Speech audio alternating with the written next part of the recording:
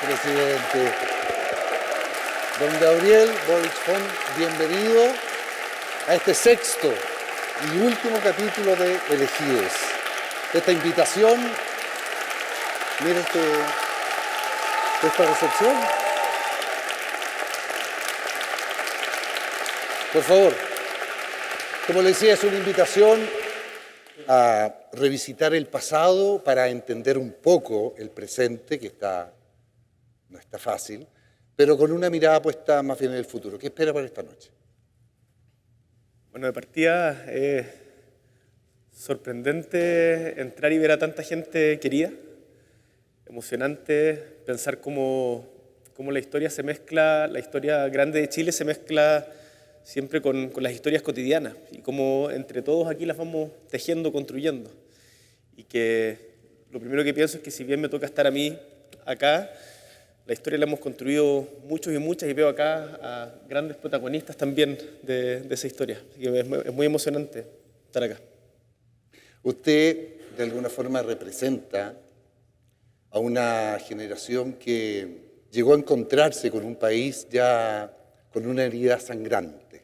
Es por eso que, a diferencia de los otros presidentes que estuvieron sentados aquí, que representaron este viaje de la democracia, su mirada es muy particular. Por eso quiero iniciar e invitarlo a usted y a todos a iniciar este viaje en la memoria contado en primera persona.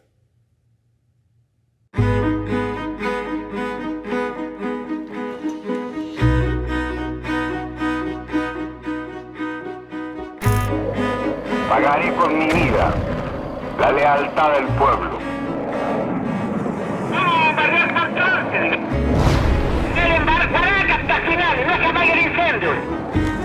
Podrán avanzar, pero no se detienen los procesos sociales, ni con el crimen, ni con la fuerza. Estamos atacando a los marxistas. La historia es nuestra y la hacen los pueblos. Hace 50 años yo no había nacido.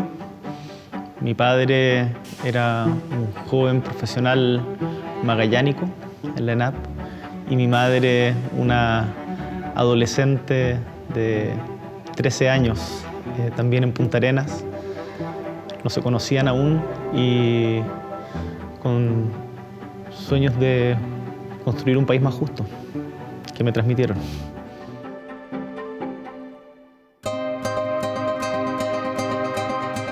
Gabriel Boric Font asume la presidencia del país el 11 de marzo de 2022. Con 36 años, no solo es el mandatario más joven en la historia, sino también el único gobernante desde el retorno a la democracia que no vivió el golpe de Estado de septiembre de 1973.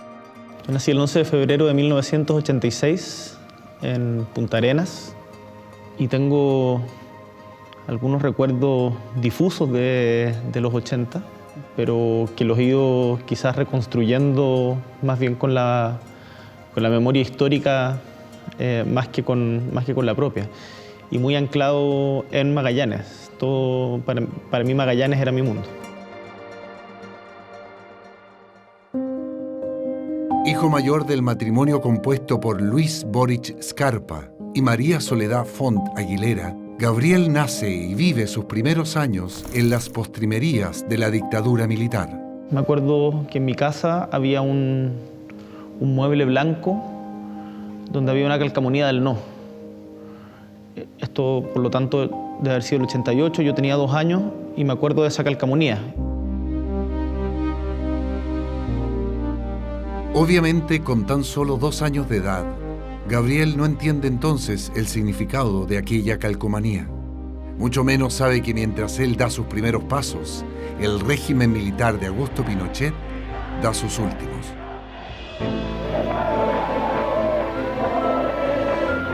El triunfo del no en el plebiscito del 5 de octubre de 1988 es recibido con optimismo en el extremo sur del país por la familia Boric Font. Mi familia, tanto por el lado de mi madre como de mi padre, eran demócratas cristianos, por lo tanto opositores a la UP.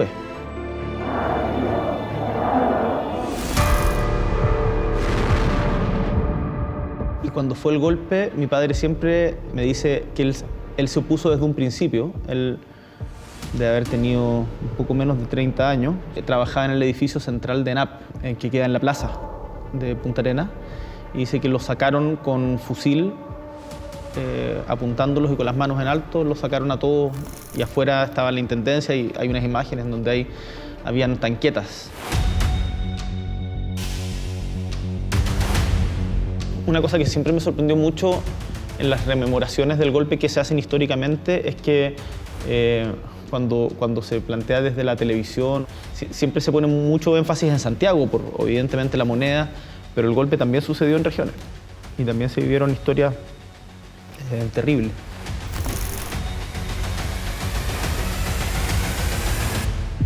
Precisamente, serán aquellas historias de un doloroso pasado las que van a marcar desde temprana edad la vida y el camino de Gabriel Boric.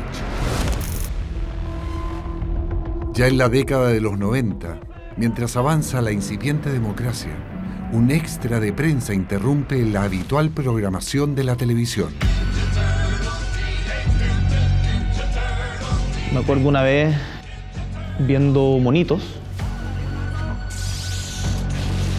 sin conciencia histórica aún, pero estaba viendo monitos y de repente interrumpieron las transmisiones para contar el veredicto del juicio a, si mal no recuerdo, Manuel Contreras y Pinoza. Ha dictado sentencia de segunda instancia en el llamado caso Letelier y ha confirmado el fallo de primer grado emitido por el ministro Bañado.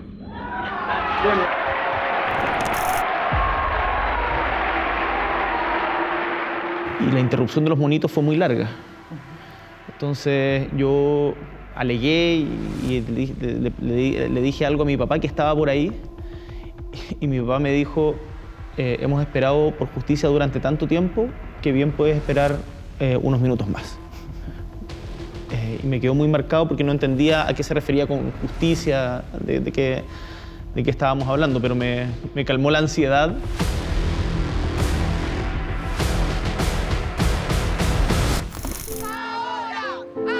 Si bien corren tiempos de democracia, para muchos chilenos y chilenas, las heridas de la dictadura militar no son fáciles de cerrar. Mientras el país busca encontrar justicia y reparación para las víctimas de las violaciones a los derechos humanos y los medios de comunicación comienzan a informar de aquello, el pequeño Gabriel empieza a entender que un episodio muy doloroso ocurrió en su país. Y el otro recuerdo que tengo es que estábamos en mi casa y estábamos viendo las noticias y había una noticia sobre familiares de detenidos desaparecidos protestando afuera de La Moneda.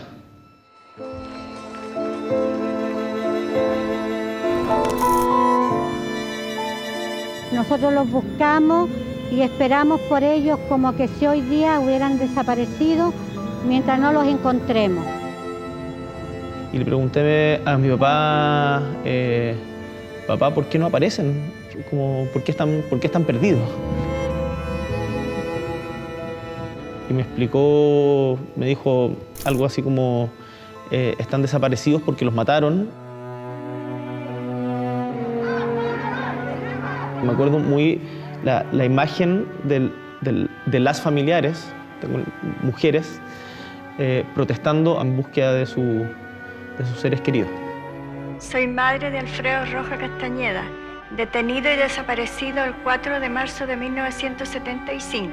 Soy hermana de Nicomedes II Toro Bravo. Soy esposa de Enrique Aravena, detenido y desaparecido desde el 13 de octubre de 1975. Y ahí me di cuenta que algo había pasado en Chile, que algo había pasado de lo que no se hablaba. Esta filmación se la quiero dedicar a si es que tengo familia, para que después cuando yo sea grande la vea. Ahora en este momento tengo 10 años y quiero presentar a mi primo que es de Viña. Se llama Esteban. ¿Y la cuchara que está? ¿Hola, Esteban? Vamos a ir a buscar cuchara. A corta edad, las historias de detenciones y desapariciones en dictadura lo estremecen profundamente y despiertan en él un especial interés por el tema, pero su curiosidad choca con la poca información a la que puede acceder. Recuerdo haberme sorprendido que los textos escolares durante toda mi infancia y adolescencia llegaban hasta, no sé si el 73 o el 70. Pero no se contaba la historia del golpe en el colegio. Teníamos un ramo que era efemérides. Se llamaba efemérides, que es esta versión deslavada de la historia en donde te enseñan fechas, hitos, pero no procesos, no interpretaciones.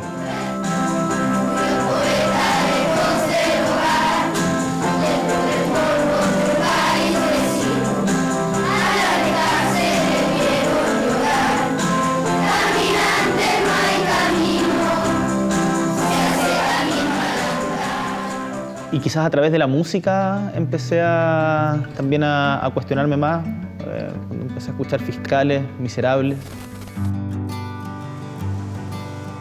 Grupos de punk chileno que hablaban abiertamente de lo que estaba pasando. Los Miserables tienen un disco que se llama Retroceder Nunca, Rendirse Jamás, en donde hay una canción que se llama Pisagua, que cuenta la historia del campo de detención de Pisagua.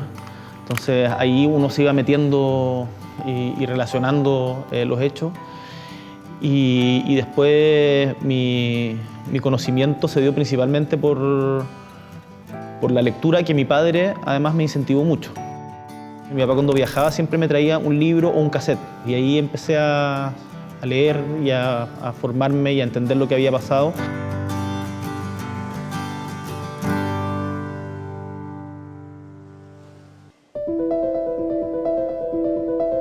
Durante los últimos años de la década del 90, ocurre un importante hito que marca significativamente a Gabriel. Y yo diría que el año que marca como ya un interés más definitivo es el 98, con la detención de Pinochet en Londres. En octubre de 1998, estando de viaje en Londres, Augusto Pinochet es detenido en virtud de una orden de captura emanada por el juez español Baltasar Garzón, quien busca someterlo a juicio por los asesinatos de varios ciudadanos españoles ocurridos durante la dictadura militar chilena. Cuando detienen a Pinochet en Londres, en Chile se abre un debate muy grande en donde se desatan todas las pasiones que generaba el dictador, y me involucré más en la historia.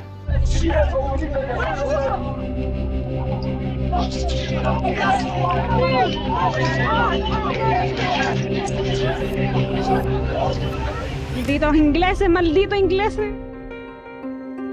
I agree with them that Senator Pinochet does not have immunity from prosecution, and I too would therefore allow the appeal.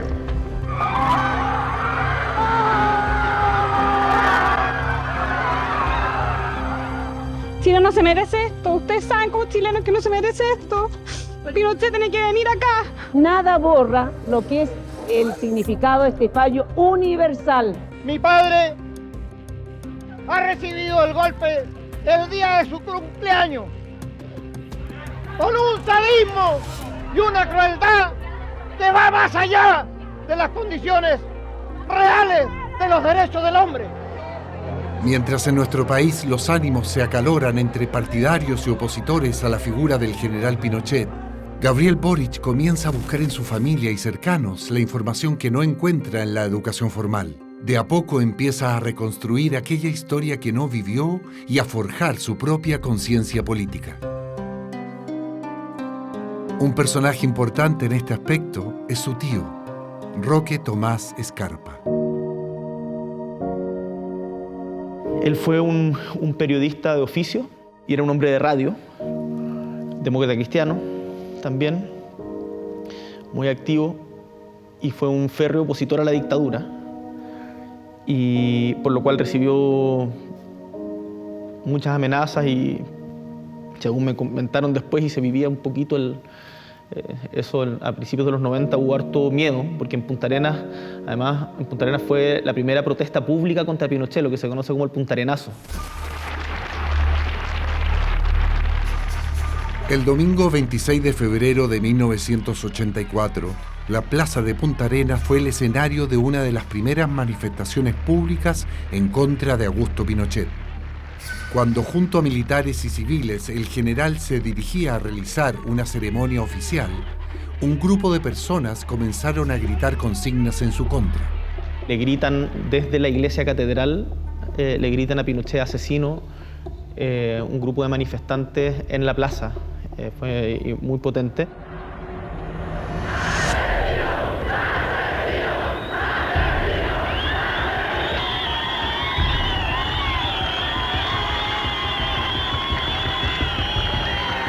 El hecho fue bautizado por la prensa de la época como el puntarenazo.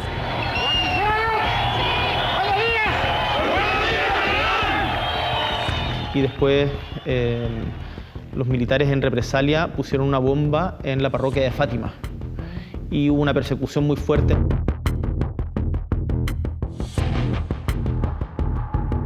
Y mi tío también vinculado a ese mundo, y él tenía un programa de radio en donde criticaba fuertemente la dictadura y sacaba la voz.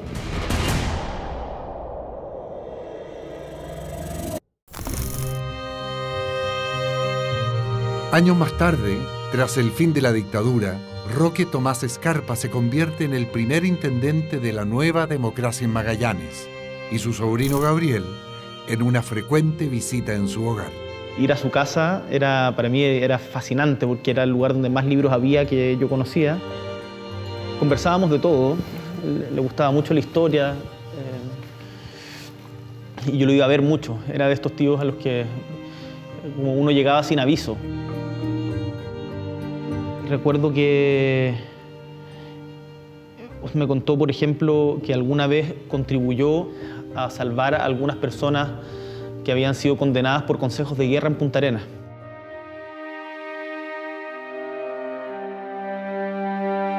En la medida en que iba como descubriendo lo que había pasado, me daba mucha rabia.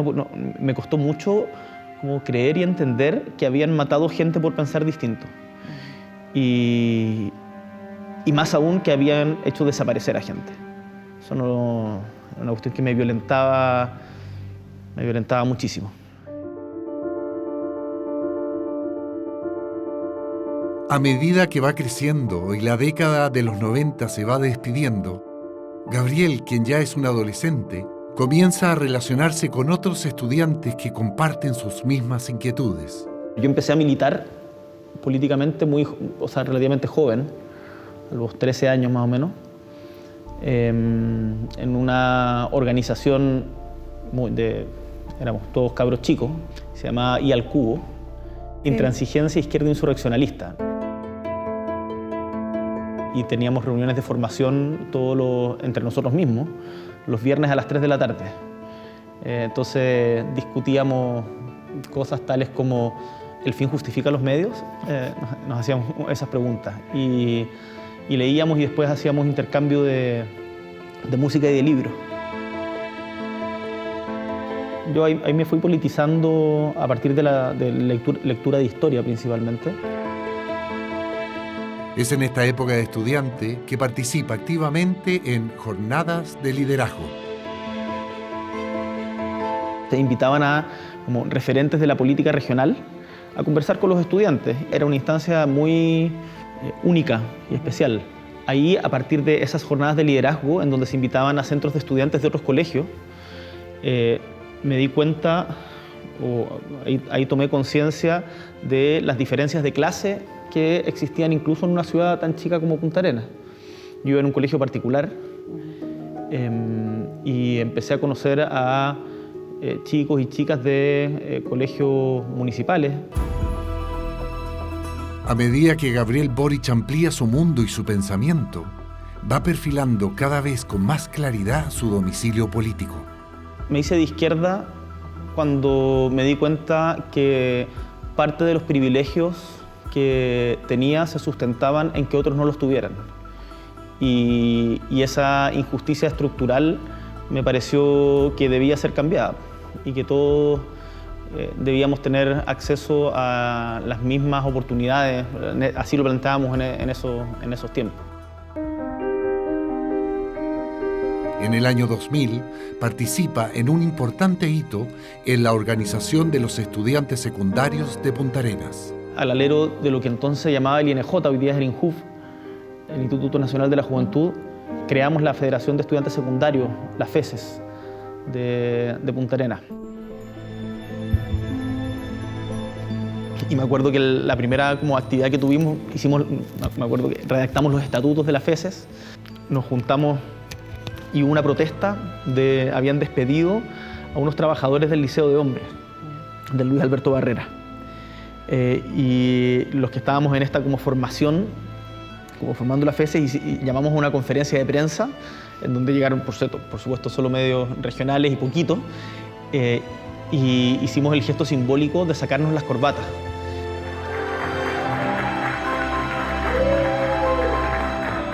Porque las corbatas representaban, en el fondo, de qué colegio era cada uno. Dijimos, acá habemos personas de colegios particulares, de colegios subvencionados y de colegios municipales, pero nos sacamos las corbatas y el acto performático de sacárselas para decir que estamos todos unidos acompañando a los compañeros que han sido despedidos del Barrera. Ya en los últimos años de la enseñanza secundaria, el camino de Gabriel parece estar inevitablemente amalgamado con la política. Ya en tercero o cuarto medio se fue generando relación de amistad, íbamos a las casas de los profesores, conversábamos, teníamos un grupo de literatura, la bandada. Junto a otros jóvenes magallánicos, sienten la misión de convertirse en actores políticos y trabajar desde las bases sociales para realizar las transformaciones de las que, según ellos, la vieja política no se ha hecho cargo. Teníamos la idea, primero tener una organización política, no nos sentíamos vinculados por los partidos que existían. En el futuro nos hubiese gustado tener un colegio, donde enseñar lo que no nos habían enseñado, o discutir lo que no habíamos discutido.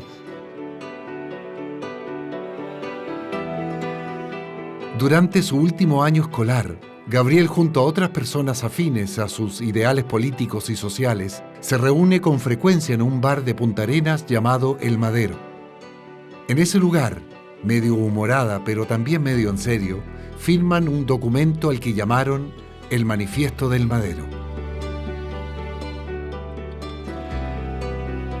Y se supone que este Manifiesto del Madero, teníamos la idea de que a cada institución universitaria a la que fuéramos, a la que quedáramos, vincularnos a los centros de estudiantes y tratar de plantear nuestras ideas desde ahí, todo muy ingenuo. Pero eso se diluyó rápidamente. Entré después a la Chile y ahí entré en un camino parecido, pero no con esa misma gente. Al terminar sus estudios secundarios, la vida de Gabriel sufre un profundo cambio. El año 2004 deja su natal Punta Arenas y viaja a Santiago para entrar a estudiar Derecho en la Universidad de Chile.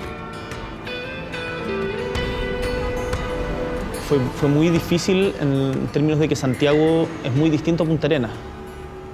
Y yo me siento muy magallánico y me costó mucho acostumbrarme al ritmo de la ciudad. Me costó mucho acostumbrarme a su velocidad, a su irascibilidad, a sus distancias.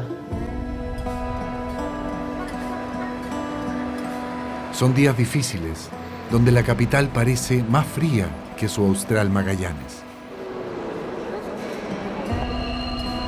Me acuerdo que fui a comer un día a la casa de una tía, de la hermana de mi papá, que vivía en La Cisterna, y me sorprendió. Me bajo en La Cisterna, habiéndome subido en, no sé, Baquedano, por ejemplo, y darme cuenta cómo una ciudad podía cambiar tanto en diferentes sentidos. ¿Cuántas ciudades habían en Santiago?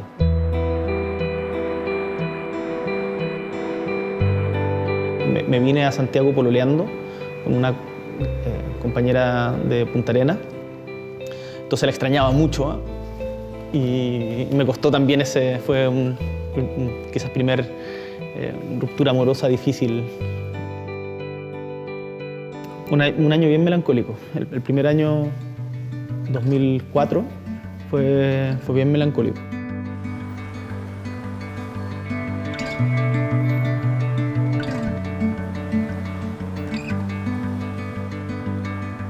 De haber sido febrero del 2004, acompañé a mi hermano chico, Tomás, a un campeonato nacional de ajedrez. Mi hermano es muy buen ajedrecista. Y me acuerdo de haber venido a La Moneda.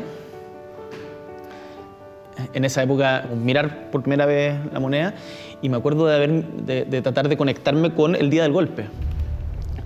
Y esto, no estoy seguro si fue una como imagen mía o efectivamente era así, pero tengo la impresión de que por lo menos ese año, el 2004-2003, se veían todavía los balazos en los edificios adyacentes.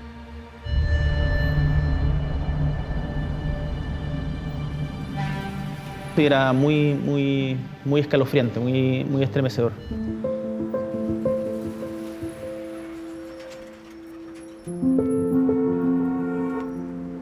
Siempre cuando voy a lugares trato de imaginarme los hechos históricos que pasaron en esos lugares. Me genera mucha violencia el golpe de Estado. Me violenta mucho. Si bien, al igual que muchos chilenos, Gabriel no vivió los trágicos hechos de hace medio siglo, es innegable que aquella historia que escuchó desde muy niño marcó su vida y trazó el rumbo de su destino.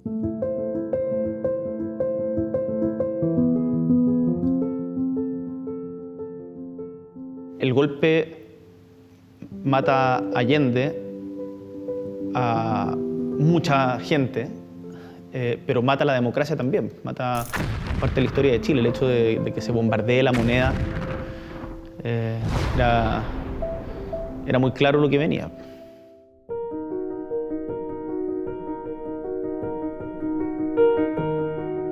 El hecho de que el 11 de septiembre de 1973 sectores civiles y militares bombardearon La Moneda, asesinaron personas y cancelaron la democracia es un hecho indiscutible.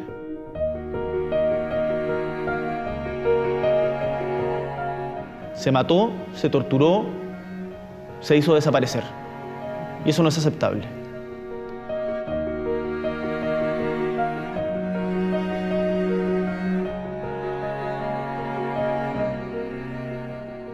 La principal importancia de recordar lo ocurrido es que nunca más nos vuelva a suceder y nunca más contribuyamos a que suceda, porque no es algo que haya pasado así nomás. Hoy día es tremendamente necesario el reivindicar la condena inequívoca al quiebre de la democracia y el que logremos el consenso de que los problemas de la democracia se resuelven con más democracia y no con menos.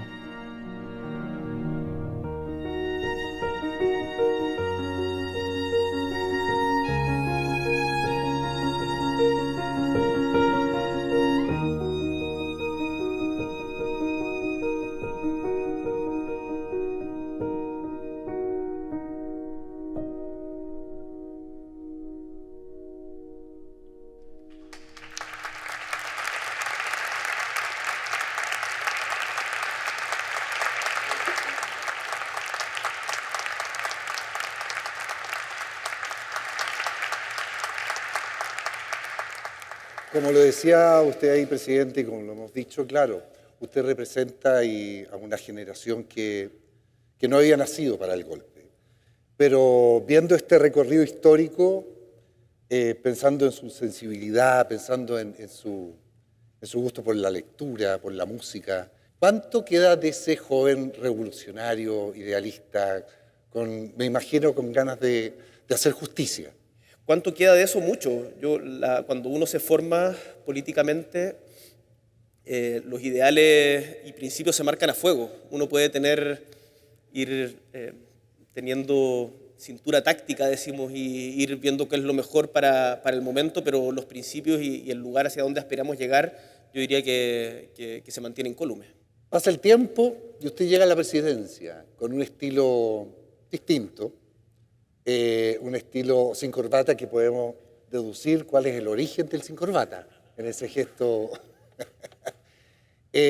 Cuando fue elegido, cuando sucedieron las elecciones, el presidente Piñera lo llama por teléfono y en su estilo particular del presidente tienen una conversación. Quiero invitarlo a ver ese momento. Gobernar es muy difícil y usted lo sabe. Y sáquese una foto cuando entra la moneda y sáquese una cuando salga para que vea que este es un trabajo duro y difícil, pero que vale la pena y es maravilloso. Lo sé, espero que lo hagamos mejor. Vamos a dar lo mejor de lo nuestro. Saludos. Gracias, Gabriel. Pesote. ¿Sí? No, pesote yo, digo. ¿Sí? ¿Un poco? Mira, te voy a contar un tras bambalinas. En ese momento había todos los detalles, bueno, tal como ahora también pasa, pero todos los detalles en la relación con quienes habíamos sido opositores eran muy difíciles. Entonces, esa llamada fue muy tensa en su momento. Tensa, no yo con el expresidente Piñera, sino el que se haga o no se haga. Y había una discusión muy grande si debía hacerse o no debía hacerse. Y me acuerdo que lo conversamos mucho entre nuestro equipo, habían diferentes opiniones. Y finalmente yo digo, pensé que acá hay instituciones que trascienden la coyuntura y la presidencia de la República es una de ellas, y nos guste o no nos guste. El presidente Piñera es un presidente democráticamente electo que ha, con razón y como corresponde, terminado su mandato y que me está haciendo traspaso del mando, y por lo tanto estas pequeñas instituciones republicanas de conversar el día de la elección, de reconocer después el traspaso de mando, creo que son importantes, y todos estuvieron de acuerdo finalmente y se hizo. Ahí lo conversábamos, en la otra línea está Jaime Belolio, estábamos discutiendo si se hacía o no se hacía. Pero claro, todo era tenso y incierto en ese momento, porque lo conversábamos el otro día con parte del gabinete. Nuestro gobierno llega a la moneda con una particularidad, que es que la coalición que lo conforma, la alianza de gobierno que lo conforma, no es la misma con la cual nos presentamos a la elección, sino que parte importante del gobierno tuvo otro candidato, otra candidata en este caso, en primera vuelta.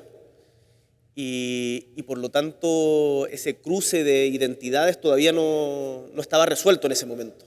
Yo creo que todavía sigue trabajándose, pero sí, eso ha sido un proceso bien importante. Juntando la pregunta que hace el presidente Piñera con respecto a que no era fácil, estos 18 meses, con respecto a hacer coincidir esta nueva coalición, además se siente el peso de la responsabilidad. ¿Cómo han sido estos 18 meses? Yo diría que hay una diferencia muy grande en los cargos en donde se representa tanta historia. Es bueno, me lo recordaban al inicio del programa, elegidos por la voluntad mayoritaria del pueblo. No es como ungidos por el dedo de Dios, no es ungidos por alguien o por la voluntad, sino elegidos por una mayoría. Y efectivamente esa carga de responsabilidad es difícil de llevar, pero a diferencia de lo que se cree, porque muchas veces la gente te saluda como dando como la sensación de que uno estuviera permanentemente atribulado o sumido en la angustia de los problemas cotidianos. Pero yo la verdad lo veo lo decía el otro día en un programa, tengo un optimismo que es irreductible, me despierto motivado, me enojo y paso mucha rabia, pero en general mi percepción en estos 18, casi año y medio, 18 meses que llevamos es positiva. mejor que la adolescencia atormentada, digamos. Y esa levantada en la mañana, siempre es la pregunta que un ciudadano común se hace. La contingencia política, especialmente entre periodos, es cuando, ¿cómo será el despertar del presidente? Así como a veces uno se despierta en la mañana y dice, oh, pero el presidente de la República. He tratado en el último tiempo de establecer una rutina, me levanto relativamente temprano, tengo la alarma a las 6:10 de la mañana, tengo una trotadora en la casa, escucho 2 discos, trato de escuchar 2 discos entre el trote y la ducha, generalmente discos que te ayuden a liberar energía, y después de eso, choque de realidad, me subo al auto, Pato Aguayo, a quien ya casi todos conocen, me dice, presidente, hubo tal problema, y me cuenta el listado de incidentes. Y ahí uno llega con y están los diarios, por supuesto, ahí. Hace 12 años también participó en otro cambio de mando, mire. Nosotros creemos que hay que crear camino propio, nuevos actores políticos. Es un gran triunfo para nosotros como movimiento que la mesa directiva de la FECH sea una mesa directiva de izquierda. Seguimos alegres, seguimos rebeldes y que vamos a salir a la calle con mucha fuerza mañana. Alegres y rebeldes. Ahí fue forjando amistades, compañeros de lucha, compañeros en el camino, que sin duda lo han acompañado. Hay muchos aquí presentes, la ministra Vallejo ahí, que salía. Y además, pero también me imagino que el hecho de estar asumiendo este cargo lo ha puesto en situaciones complejas, como aceptar la renuncia de otros grandes compañeros, como el ministro Jackson o la ministra Siches. ¿Cómo se enfrenta una situación así? Pensando en estos compañeros de ruta. Ha sido muy bonito el proceso de ir construyendo complicidades políticas y personales, no solamente con los compañeros de generación, sino con también quienes son mayores que nosotros y tuvieron otros procesos, son de la generación de los 80 o de los 90 incluso, y creo que en el gobierno y en particular en el gabinete ha habido un proceso de aprendizaje y de bajar las desconfianzas muy grande que está poco a poco, y espero que cada vez más, permeando en los partidos. Yo aspiro a que avancemos a una proyección de la coalición política, porque estoy convencido y viendo el mundo, de que las fuerzas progresistas no pueden seguir en la tentación absurda de la fragmentación, por reivindicar identidades particulares que al final poco le importan o poco ayudan a mejorar la calidad de vida de la gente. Dicho esto, entiendo hacia dónde va la pregunta, y con estos compañeros de ruta, con Giorgio, con Camila, con Isquia, éramos compañeros en el Senado Universitario, con la Carol, hemos tenido también diferentes momentos y hemos tenido diferencias antes. Yo diría que el mayor nivel de complicidad y de apoyo se ha formado y se ha forjado justamente en este desafío. Y por cierto, la renuncia, bueno, el cambio de gabinete después de la derrota del plebiscito del 4 de septiembre, era un cambio de gabinete que era muy evidente y por lo tanto no había mayores cuestionamientos a lo que había que hacer y era una decisión política que todos entendíamos. Por cierto, siempre cuesta cambiar a la gente, pero no hubo mayor, no diría que haya sido doloroso. Y eso lo conversamos con la ministra Siches también en su momento. Fue, por cierto, sorprendente la magnitud de la derrota del 4 de septiembre. Y eso yo diría que costó más asimilarlo, pero el cambio de gabinete de ahí era evidente.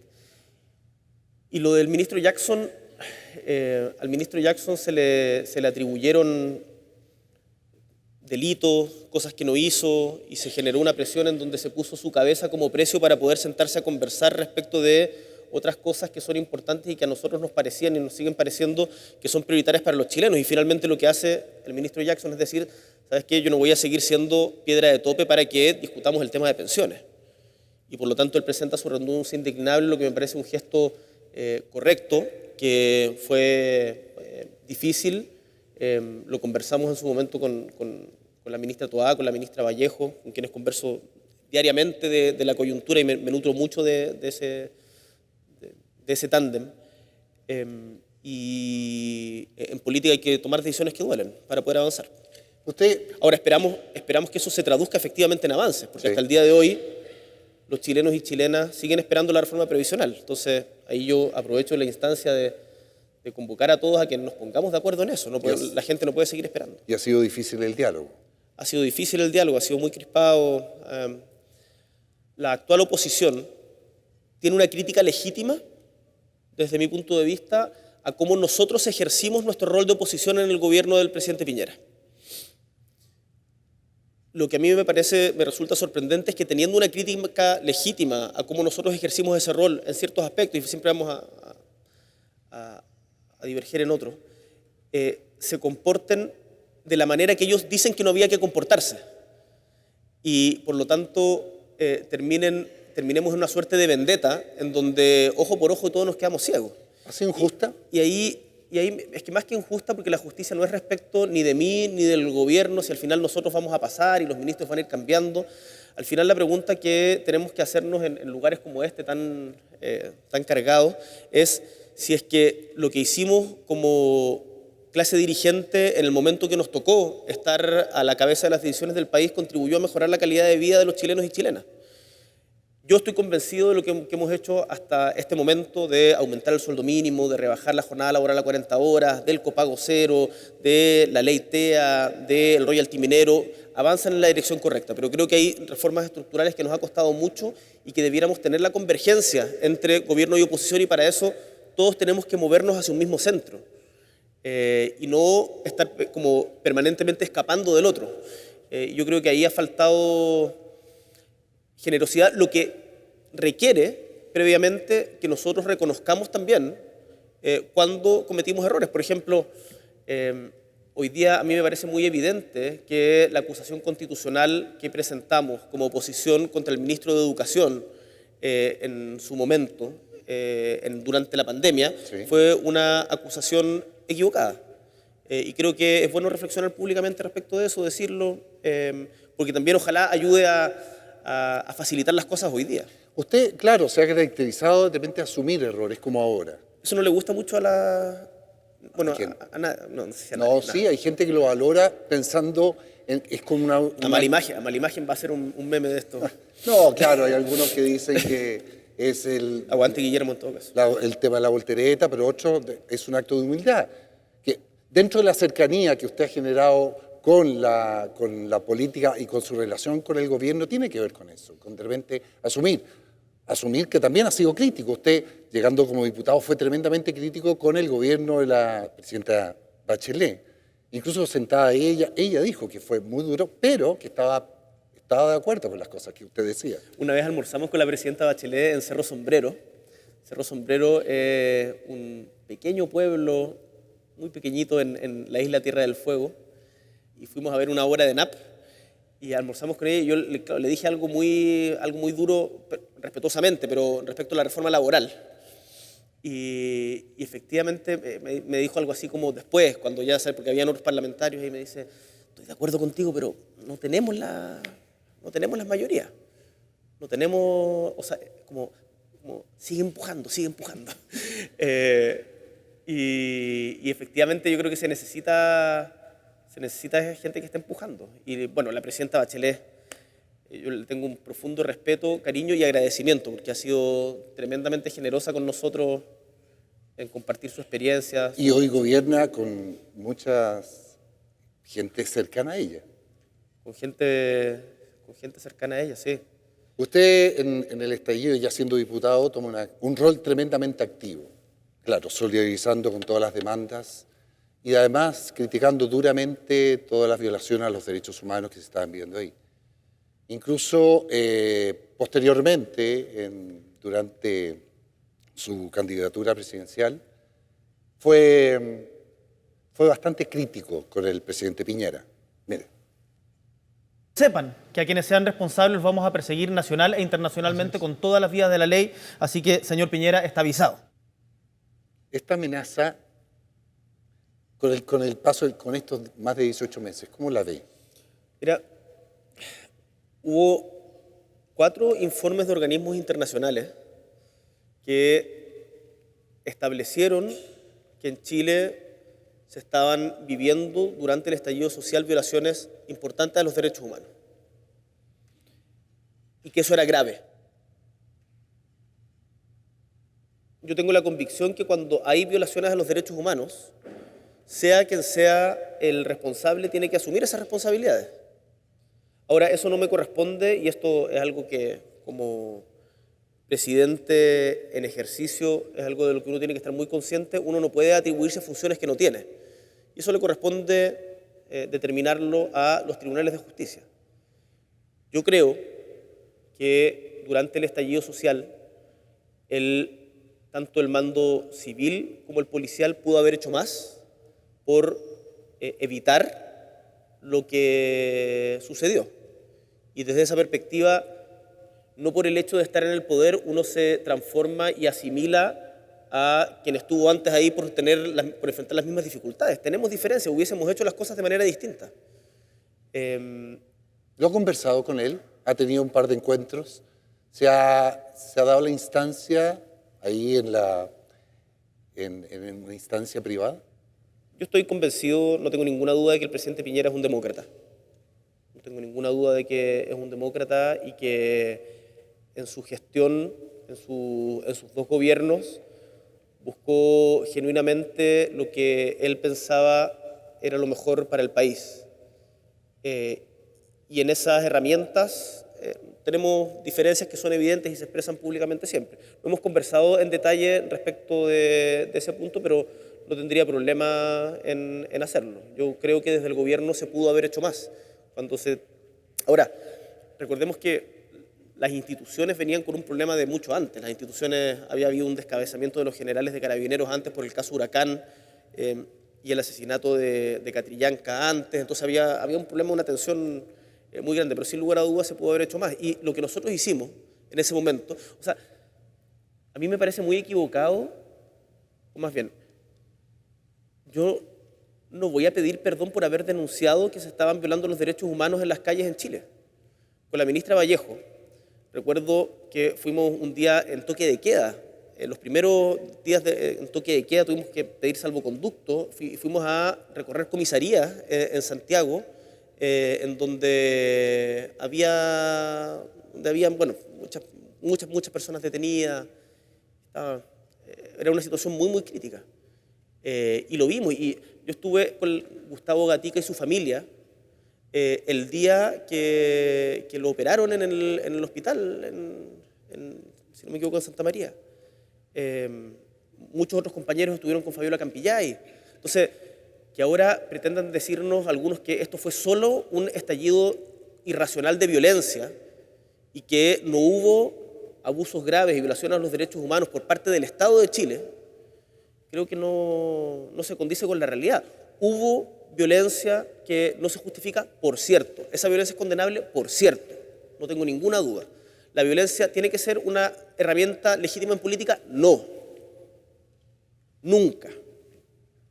Pero para poder decir esas cosas no hay que negar lo que sucedió. Lo mismo aplica, creo, para la reflexión que estamos haciendo respecto a los 50 años. Y lo importante también es el diálogo. Por ejemplo, quiero recordarle el acuerdo del 15 de noviembre, que dicho sea de paso, yo creo que también ahí usted asume una característica tremendamente valorada por la ciudadanía, que es capaz de firmar por su cuenta, como a título personal, alejándose o distanciándose en ese momento de su partido. Cosa que había hecho otras partes. O sea, lo importante realmente de cruzar a la vereda del frente en pos del beneficio de la ciudadanía, digo. Ese acuerdo, que yo creo que en general fue tremendamente valorado, la sensación de todos sentados a la mesa haciendo el esfuerzo político gigante de estar todos de acuerdo con algo, es algo que hoy en día está más cerca, está más lejos, pensando en las situaciones constantes que estamos viviendo.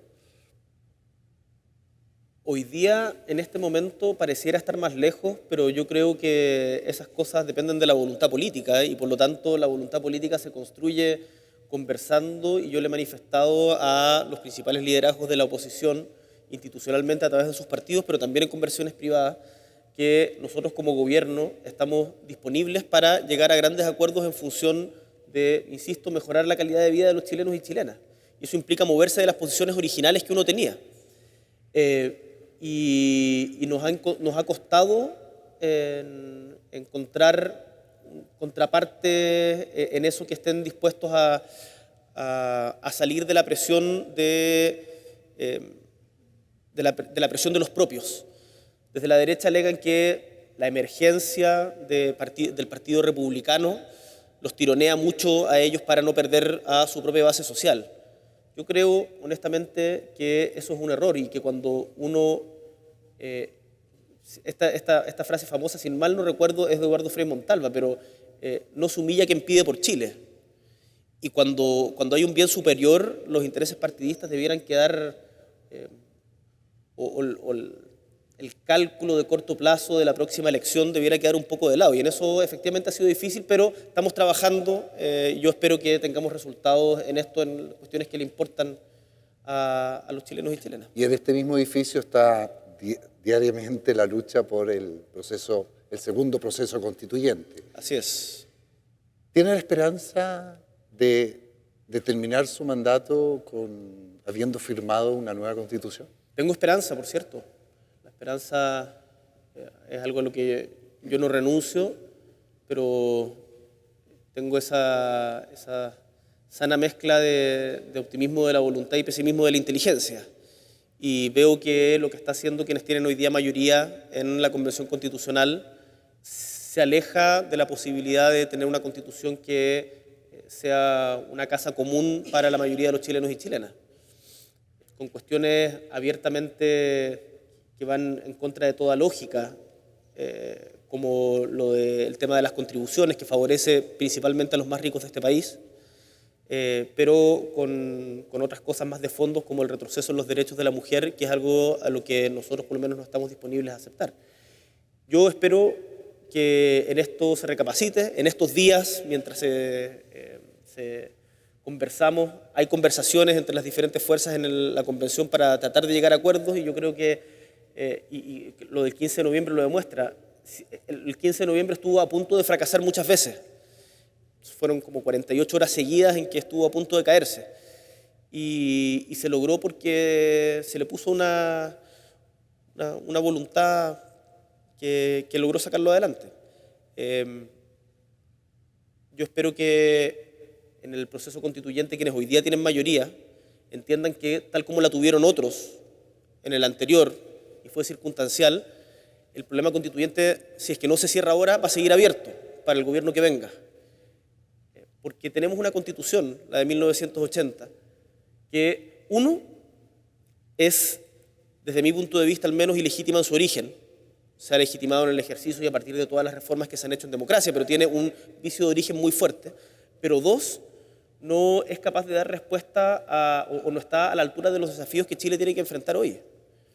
En materia de derecho ambiental, en materia de derechos sociales, en materia de derechos de la mujer, en materia de distribución del poder político, en materia de descentralización. Y por lo tanto es necesario tener una modificación profunda de esta y un saneamiento democrático de la misma. Creo que respecto también, permíteme que me extienda un segundo en esto, pero la reflexión respecto del 18 de octubre se ha ido empobreciendo con el tiempo. El 18 de octubre hubo una amplia mayoría de los chilenos, y durante todo ese periodo, que estuvieron muy conectados con la sensación de malestar que había.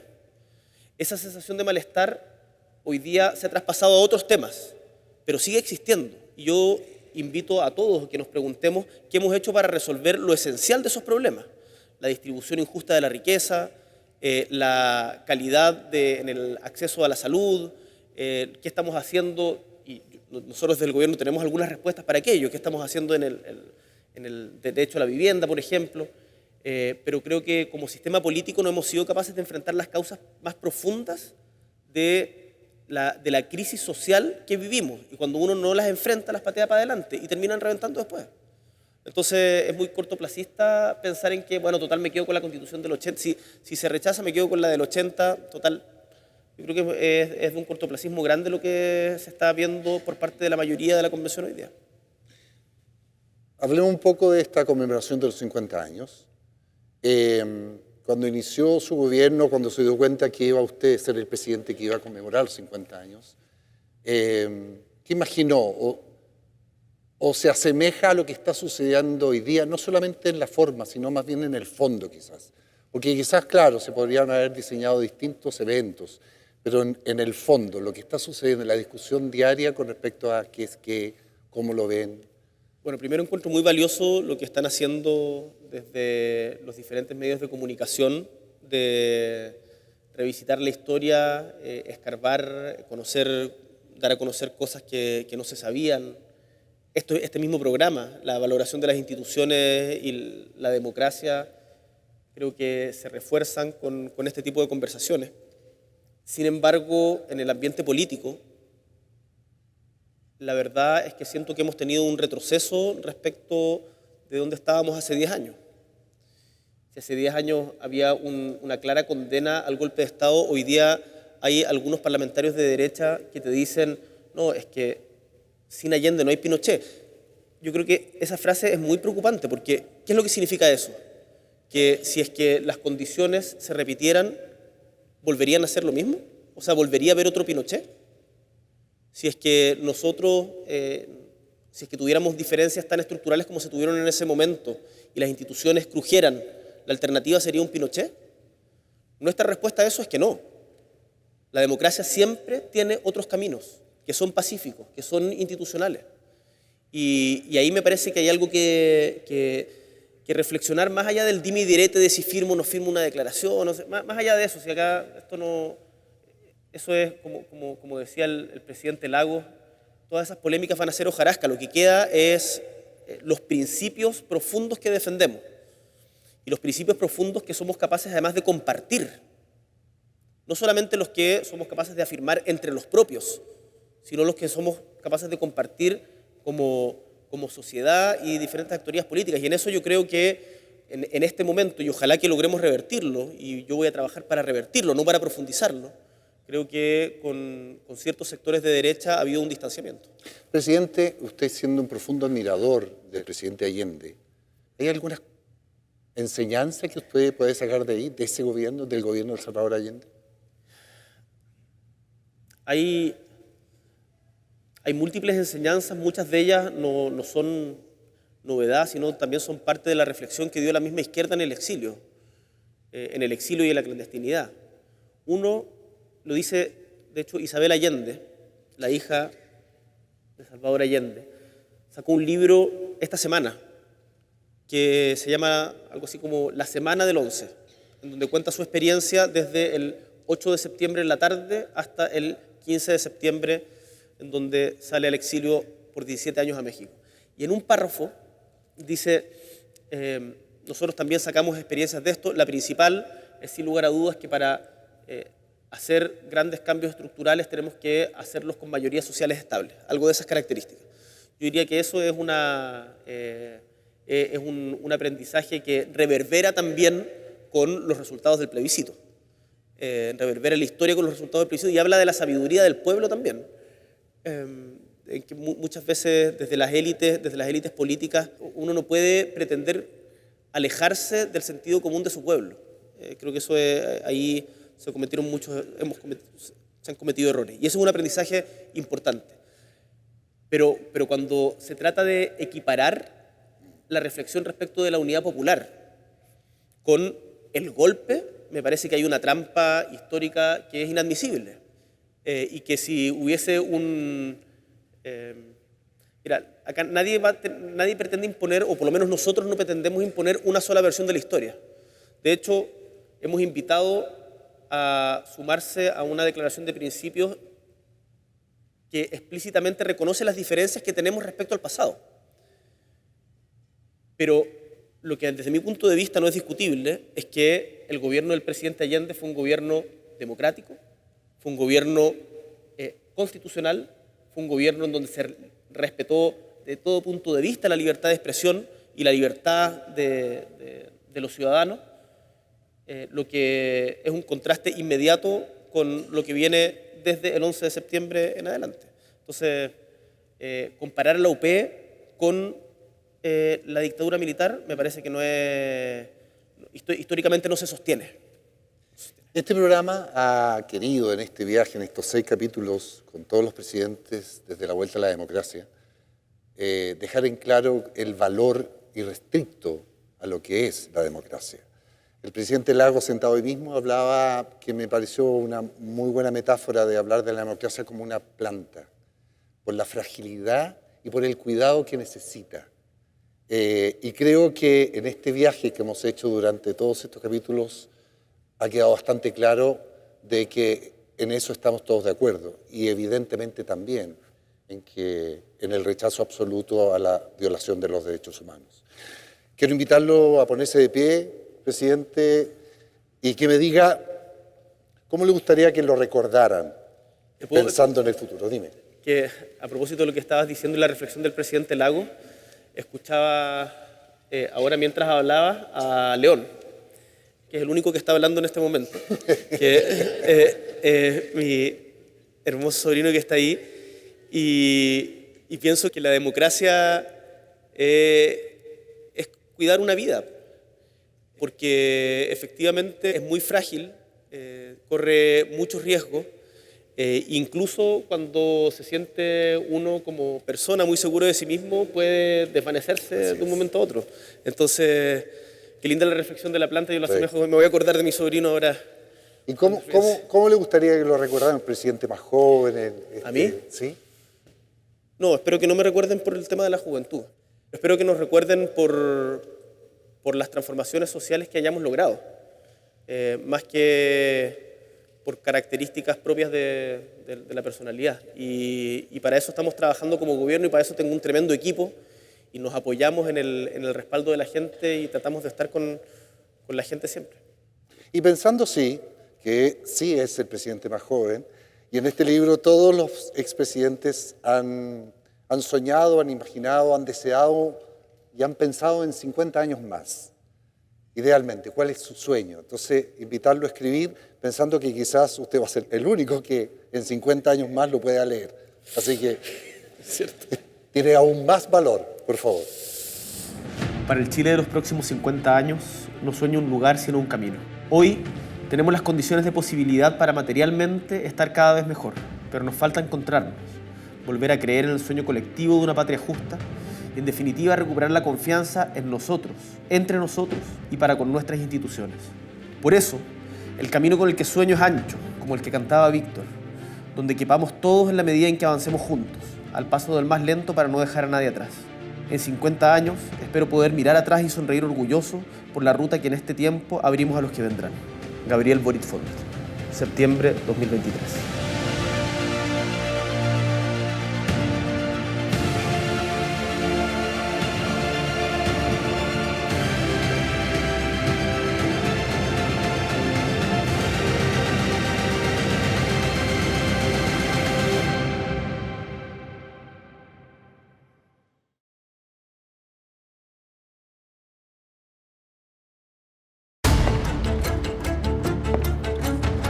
Cuando llegó la invitación no pude restarme y dije, vamos. Hay un recorrido histórico que me pareció fundamental. Hubo una oportunidad de formar parte de este relato. Eran tiempos difíciles. Nunca dimensionamos que lo que iba a pasar era tan horroroso como lo que pasó. Yo no podía creer que eran aviones bombardeando la moneda. Mi país, cierto, enloqueció. Hay heridas que nunca fueron cerradas. Yo espero que nos sorprendamos todos con todas las historias que van a ser contadas por estos elegidos, desde una mirada bastante personal y un poco secreta. Hablar de esto, recordarlo, revivirlo, nos sirve a todos para sanar. Conversando entre todos nos dimos cuenta que todos tenemos una historia, ya sea que venga de nuestras familias, que venga de nuestros amigos, de nuestros conocidos, todos tenemos algo que contar. Chile puso su confianza en ellos y hoy nos cuentan su historia. Un recuerdo de la historia de nuestro país contado por sus protagonistas. Ellos han revivido su historia personal y también han reflexionado respecto de lo que ha pasado en Chile desde el 11 de septiembre del 73.